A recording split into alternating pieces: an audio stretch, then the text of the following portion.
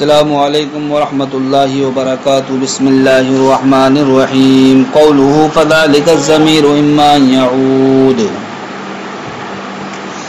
آپ نے قطبی میں یہ پڑھا تھا ہوا حصول صورت الشیء فی العقل میں جو ضمیر ہے، ضمیر کا مرجع شارح نے دو چیزوں کو بنایا تھا، یا تو ہوا ضمیر کا مرجع مطلق تصور یا پھر ہوا ضمیر کا مرجع تصور فقط.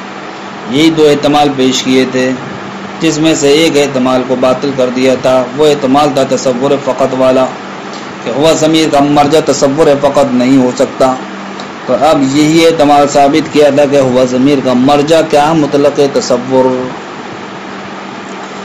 یہاں پر علامہ میر اس بات کو بیان کرتے ہیں کہ ہوا ضمیر کا مرجع جس طریقے سے مطلق تصور بن سکتا ہے، جس طریقے سے تصور فقط کا احتمال بیان کیا، اسی طریقے سے جناب والا ہوا ضمیر کا مرجع علم کو کیوں نہیں بنایا، یا علم کو ہوا ضمیر کا مرجع بنانا جائز کیوں نہیں. یعنی کہ یہ بھی تو کہا جا سکتا ہے کہ حصول صورت الشیء فی العقل یہ کس کی تعریف ہے؟ علم کی تعریف ہے. علامہ میر بیان فرماتے ہیں کہ وہ ضمیر کا مرجع علم اس لیے نہیں ہے کہ اگر علم ہو جا ہوا ضمیر کا مرجع تو اب وہ تعریف کس کی ہوگی؟ علم کی تعریف ہوگی. اور علم چونکہ کیا ہے؟ مقسم ہے. تو جناب والا اب لازم یہ آئے گا کہ مقسم کی تعریف ہو کائے کے درمیان، اس کے اقسام کے درمیان، اور مقسم کی تعریف کرنا اس کے اقسام کے درمیان یہ جناب والا فصل اجنبی کو مستلزم ہے. اس لیے کہ تعریف کیا ہوتی ہے؟ امر اجنبی ہوتی ہے. لہذا جناب والا اب اگر ہم نے مقسم کی تعریف کر دیا اقسام کے درمیان تو فصل اجنبی لازم آئے گا، جو کہ درست نہیں ہے. اس لیے جناب والا ہوا ضمیر کا مرجع ہم علم کو نہیں بنا سکتے. اگر ہم علم کو ہوا ضمیر کا مرجع بنائیں گے تب ایسی صورت میں تعریف کب ہو رہی ہے؟ اس کی پہلی قسم یعنی تصور فقط کے بعد. یہ تو کہا گیا کہ العلم اما تصور فقط ہوا حصول صورت الشیء. تب تصور فقط یہ علم کی چونکہ پہلی قسم ہو گیا، پھر آ رہی ہے تعریف، تو اب لازم یہ آتا کہ مقسم کی تعریف کہاں پر ہو؟ اقسام کے درمیان ہو. اور مقسم کی تعریف اقسام کے درمیان نہیں ہوتی. کیوں نہیں ہوتی ہے؟ اس لیے نہیں ہوتی ہے کہ مقسم کی تعریف یہ امر اجنبی ہوتی ہے. اور جناب والا ایسی صورت میں اگر ہم یہ تعریف مان لیں مقسم کے درمیان میں تو امر اجنبی کے ذریعے سے فصل لازم آئے گا، جو کہ جائز نہیں. فَإِن قِيلَ اگر اعتراض کیا جائے لِمَا لَا يَجُوزُ أَن يَعُودَ إِلَى الْعِلْمِ کیوں جائز نہیں ہے کہ جناب والا ضمیر لوٹے علم کی طرف؟ قلنا میں کہوں گا فَلَا مَعْنَى لِتَوْسِعَةِ التَّعْرِيفِ بَيْنَ قِسْمَيْهِ کہ اگر علم کی طرف ضمیر لوٹے گی تو پھر علم کی تعریف کا درمیان میں ہونا لازم آئے گا، کائے کہ اقسام کے. فَلَا مَعْنَى لِتَوْسِعَةِ التَّعْرِيفِ بَيْنَ قِسْمَيْهِ تو کوئی معنی نہیں ہے علم کی تعریف کو اس کے دونوں قسموں کے درمیان لانے میں. بل ينبغي ان يقدم عليهما بلکہ مناسب تو یہ ہو کہ جناب والا ان دونوں پر تعریف کو کیا کیا جائے؟ مقدم کیا جائے. اس لیے کہ اگر درمیان میں لے کر کے آئیں گے تو تعریف تو امر اجنبی ہوتی ہے، لہذا امر اجنبی کے ذریعے سے فصل لازم آئے گا، جو کہ جائز نہیں ہے.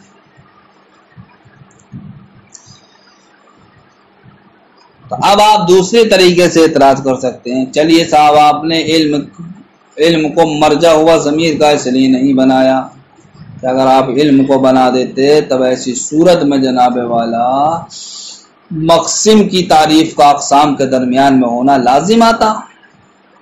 اس لیے آپ نے مطلق تصور کو ہوا ضمیر کا مرجع بنایا. اب معترض یہ اعتراض کرتا ہے کہ چلیے ہم نے مان لیا مطلق تصور کو آپ نے ہوا ضمیر کا مرجع بنایا تاکہ مقسم کی تعریف کا اقسام کے درمیان میں ہونا لازم نہیں آئے، لیکن ہم آپ سے پوچھنا چاہتے ہیں کہ جناب والا مطلق تصور یہ علم کا ہی تو مرادف ہے. تو اب مطلق تصور کی آپ نے تعریف کی حصول صورت الشیء فی العقل سے، تو مطلق تصور کی تعریف کرنا یا گویا کہ علم ہی کی تعریف کرنا ہے. تو اب ہم آپ سے سوال کرتے ہیں کہ اب آپ نے جناب والا جو اس چیز کی تعریف کی جو علم کا کیا مرادف ہے، تو اس چیز کی تعریف کرنے سے آپ کے لیے کیا فائدہ ہے کہ آپ نے اولاً علم کی تقسیم کی، پھر جناب والا اس چیز کی آپ نے تعریف کی جو کیا علم کا مرادف ہے. تو اس تقسیم اور علم کے ترادف کی فائدہ علم کے مرادف کے معنی، علم کے جو مرادف ہے، مرادف یعنی مطلق تصور، اس کی تعریف کرنے سے آپ کو کیا فائدہ؟ تو یہ اعتراض وارد یہ ہوا کہ ہم نے چلیے آپ کا مان لیا کہ اگر ہم علم کو و ضمیر کا مرجع بناتے تو ایسی صورت میں جناب والا لازم خرابی یہ آتی کہ صاحب مقسم کی تعریف اپنے اقسام کے درمیان میں ہو گئی، اس لیے آپ نے وہ ضمیر کا مرجع مطلق تصور کو بنایا۔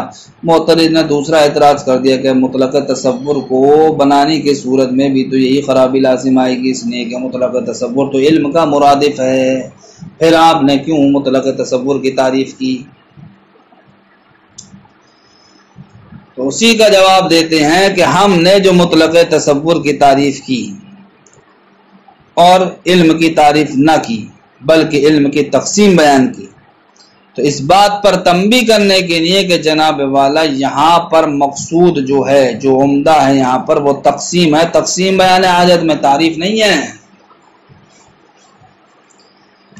بیان حاجت کا یہ محل چونکہ بیان حاجت ہے جہاں پر گفتگو چل رہی ہے، اور بیان حاجت میں جناب والا مقصود کیا؟ تقسیم۔ تو اس بات پر ہمیں آپ کو تنبیہ کرنا ہے کہ یہاں پر تعریف کو دخل نہیں ہے کہ صاحب علم کی تعریف کی جائے، بلکہ علم کی تقسیم کو دخل ہے بیان حاجت میں، اس لیے تقسیم کر دی جناب والا،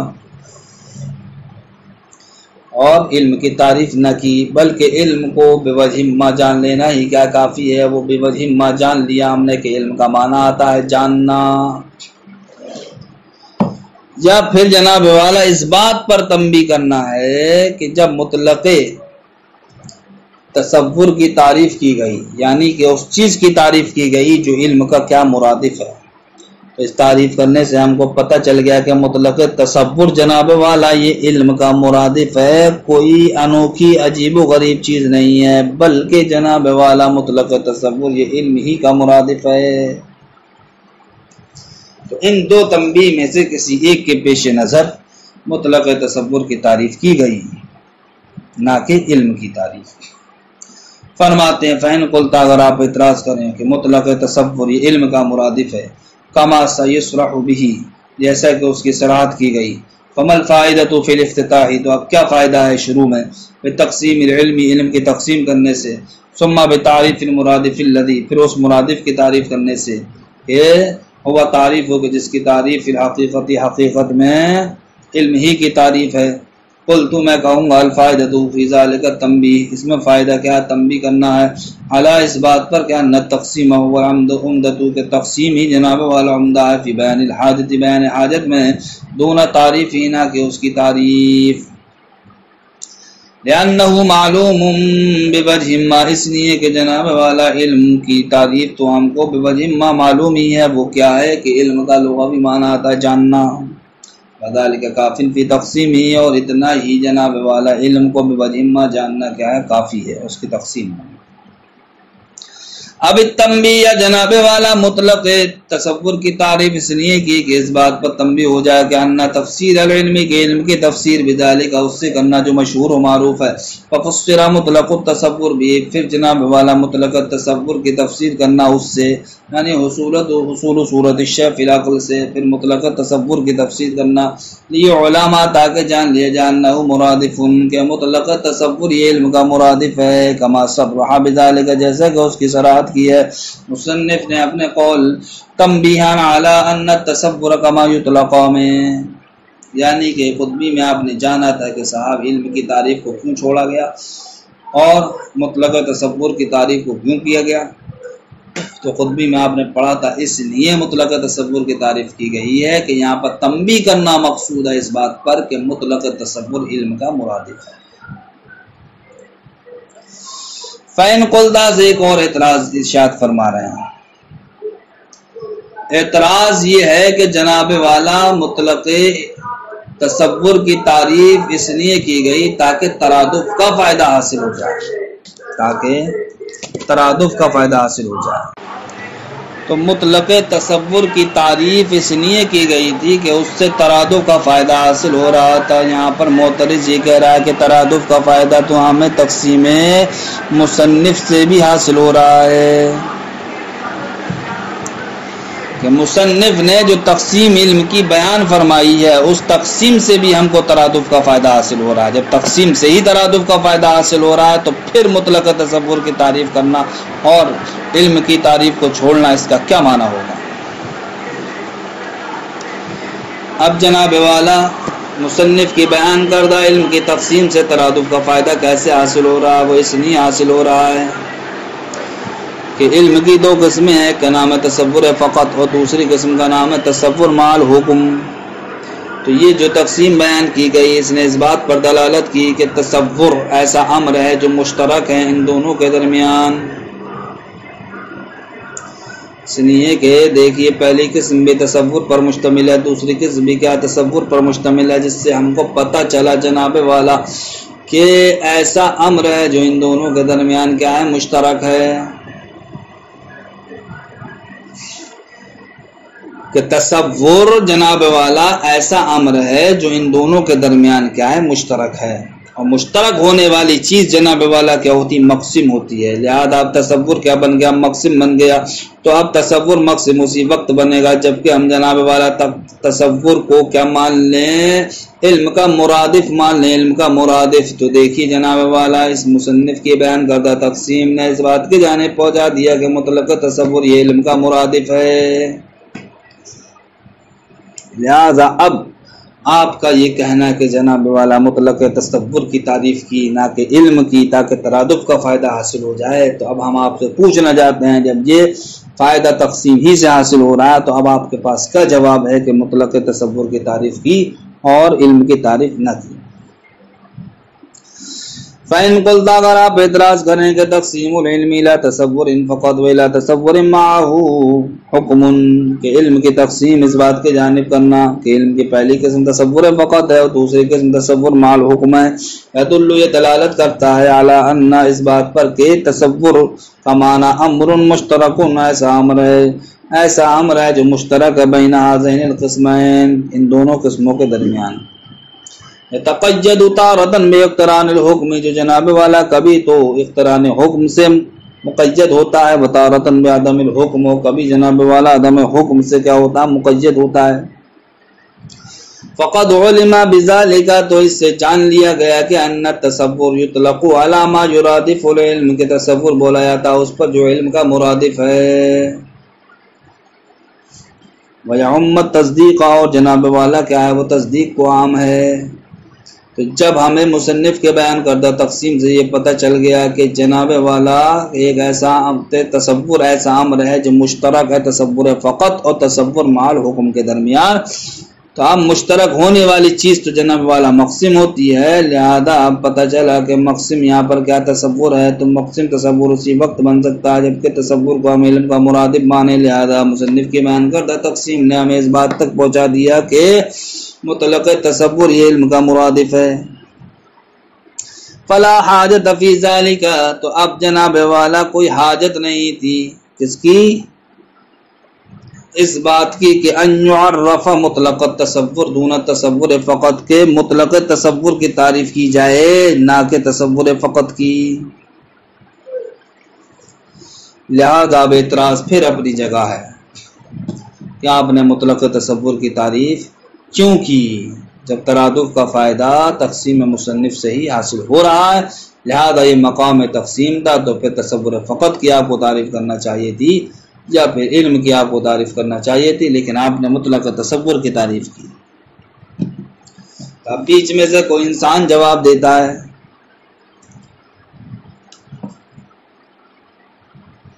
کہ تصور فقط کی تعریف اس لیے نہیں کی گئی جناب والا کہ جب بھی تصور بولا جاتا ہے تو ذہن اسی تصور کی جانب جاتا ہے کہ جو تصور تصدیق کا مقابل ہے، یعنی کہ ذہن تصور فقط ہی کی جانب جاتا ہے. تو تصور فقط بہت ہی زیادہ کیا مشہور و معروف ہے. جب مشہور و معروف ہے، مشہور و معروف ہونے کی وجہ سے تصور فقط کی تعریف کو چھوڑ دیا.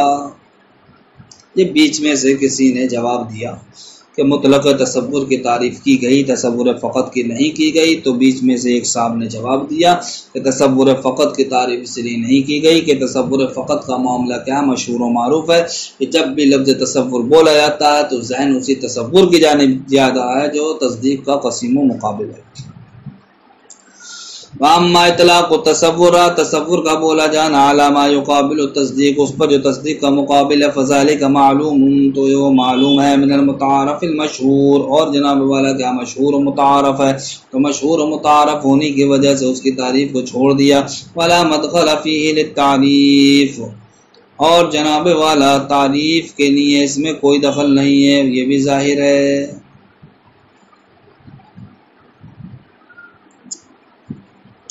تو اب جو تصور فقط کی تعریف کو چھوڑا گیا وہ اس لیے چھوڑا گیا کہ وہ مشہور و معروف ہے، جب مشہور و معروف ہے تو اب اس میں کیا ہے، دخل نہیں ہے تعریف کے لیے، یعنی کہ اب تعریف اس کی کرنا ضروری نہیں رہا۔ اب رہا جناب والا کہ تقسیم مصنف سے بھی ترادف کا فائدہ حاصل ہو رہا ہے، اس کا کیا جواب ہوگا؟ تو اس کا جواب یہ ہے کہ جناب والا تقسیم مصنف سے ترادف کا فائدہ حاصل نہیں ہو رہا، بلکہ اشتراک یعنی مشترک ہونا پتہ چل رہا ہے ہم کو، یعنی کہ یہ کہہ لیجئے کہ تقسیم مصنف سے ہمیں مشترک کا فائدہ حاصل ہو رہا ہے، نہ کہ ترادف کا،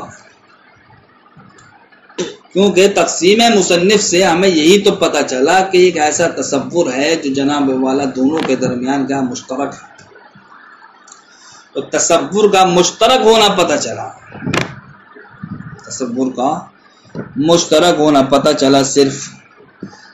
اب وہ مشترک ہونے والا تصور کیا ہے؟ وہ مطلق تصور ہے جو مقسم ہونے کی بنیاد پر تصور فقط میں بھی پایا جاتا ہے، مقسم ہونے کی بنیاد پر تصور مال حکم میں بھی پایا جاتا ہے۔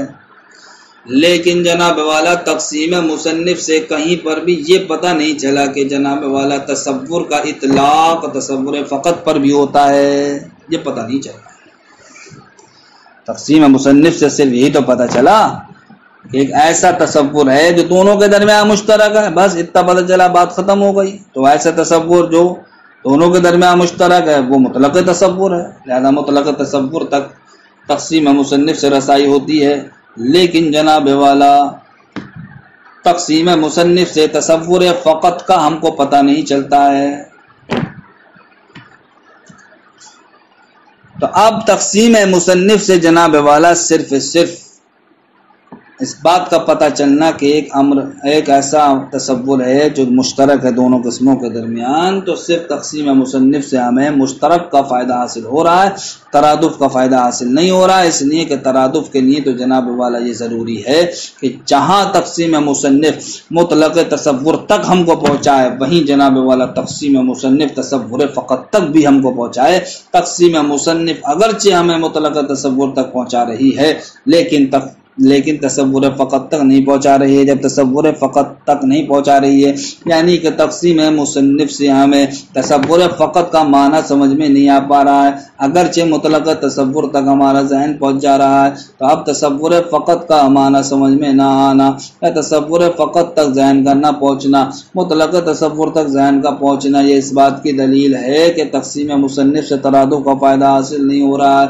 اس لیے کہ اگر ترادف کا فائدہ حاصل ہوتا تو ترادف کے لیے یہ ضروری ہے کہ جن دو معنی کے درمیان یا جو دو معنی ایک دوسرے کے مرادف ہیں وہ دونوں معنی جناب والا ان دونوں معنی کی جانب ذہن جانا چاہیے، حالانکہ تقسیم مصنف سے صرف و صرف مطلق تصور کی جانب ذہن جا رہا ہے، نہ کہ تصور فقط کی جانب۔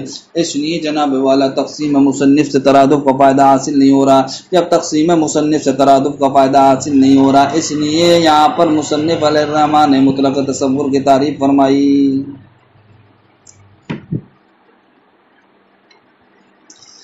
ولا للتقسیم، رہا تقسیم مصنف کے لیے،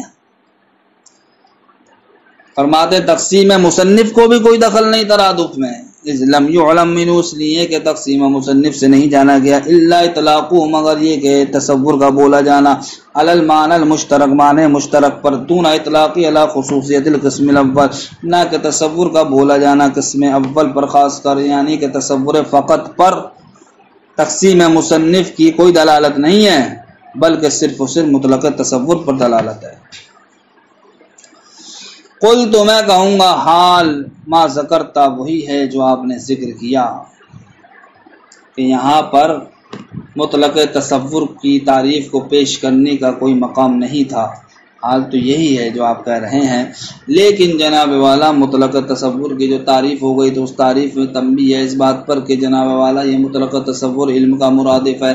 کیوں تنبیہ ہے؟ اس لیے تنبیہ ہے کہ چونکہ مطلق تصور کا علم کا مرادف ہونا یہ جناب والا امر ضمنی ہے، امر ضمنی، اور امر ضمنی کی جانب جناب والا ذہن بآسانی جاتا نہیں ہے، بلکہ اکثر لوگ امر ضمنی کے جاننے سے کیا رہ جاتے ہیں؟ غافل رہ جاتے ہیں۔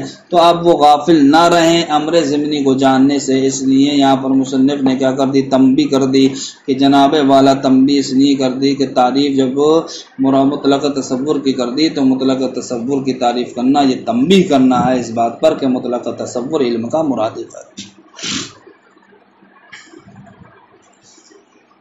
تنبیہ علی ما يدل علیہ تقسیم، تنبیہ ہے اس پر کہ جس پر تقسیم دلالت کرتی ہے، اذ ربما یغفل عنہ، اس لیے کہ بسا اوقات انسان اس سے غافل ہو جاتا ہے، اس لیے کہ جب مطلق تصور یہ امر ضمنی ہوا تو امر ضمنی سے انسان بسا اوقات غافل ہو جاتا ہے، اس لیے کیا کر دیا گیا؟ تنبیہ کر دیا گیا۔